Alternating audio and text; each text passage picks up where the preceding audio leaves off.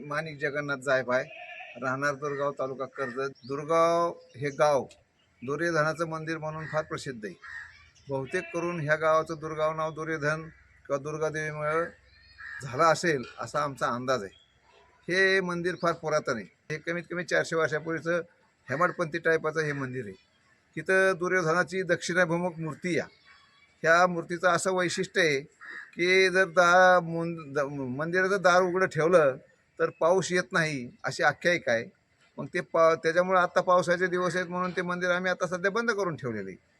ह्या गावात दर 3 वर्षांनी अधिक महिन्यात सप्ताह होतो. ह्या गावात दुर्योधनाची पूजा केली जाते. हे गाव क वर्गमध्ये बसलेलं असल्यामुळं पुढं सभामंडप झाला आहे, खाली फरशी झाली.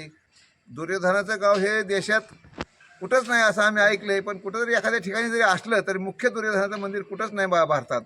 इथं दुर्योधन आल्याची अशी आख्यायिका आहे की ज्यावेळेस दुर्योधन युद्ध हरलं आहे त्यावेळेस दुर्योधन इथं आले आणि इथं येऊन त्यांनी इथे एक नदी आहे, त्या नदीत बुडी घेतली आणि मग इथं येऊन त्यांनी वास्तव्यात राहिली.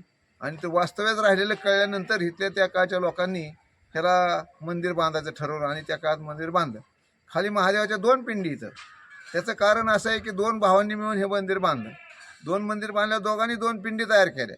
पण कोणची पिंड ठेवायची ह्याच्यात त्यांचा वाद झाला.